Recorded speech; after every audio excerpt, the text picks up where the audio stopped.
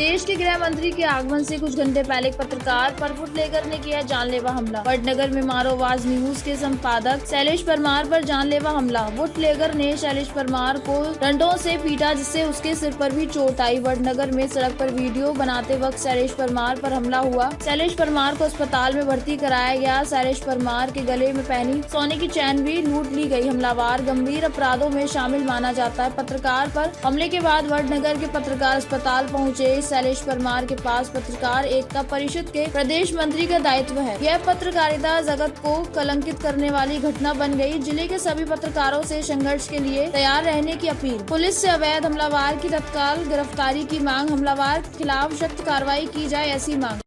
શું ઘટના બની આપની જોડે? મારા જોડે હું અત્યારે હાલ તોરણીયા વડથી આશાપુરાના મંદિર સુધી આવતીકાલે અમિત શાહ આવી રહ્યા છે વડનગરમાં એનું કવરેજ કરી રહ્યો હતો।